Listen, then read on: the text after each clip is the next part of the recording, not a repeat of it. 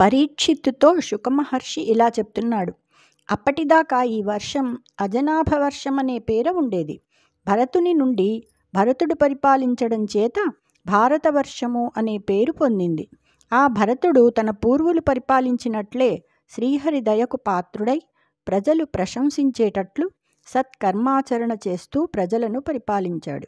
జగత్తంతా నిండిన భగవంతుని చిన్న పెద్ద యజ్ఞాలతోనూ, దర్శ పూర్ణిమలతోనూ, చాతుర్మాస్యాలలో అగ్నిహోత్రాలతోనూ, పశుసోమములతోనూ చాలాసార్లు పూజించి వేదోక్తమైన ఆ నిర్మల కర్మలచే కలిగిన ధర్మాన్ని పురుషోత్తమునికే సమర్పిస్తూ యజ్ఞాలలో మంత్రోచ్చారణ చేసే దైవ సమానులైన విప్రులను మునులను విష్ణుని అవయవాలుగా రాజు భావించి ప్రతిదినము రాజ్యానుసంధానం చేసేవాడు.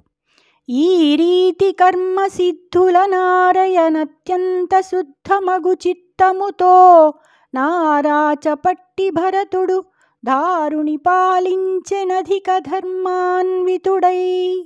ఇలా మిక్కిలి శుద్ధమైన మనసుతో కర్మసిద్ధులను సత్కరిస్తూ భరతమహారాజు ధర్మాన్వితుడై భూమిని పాలించాడు. జయ శ్రీకృష్ణ.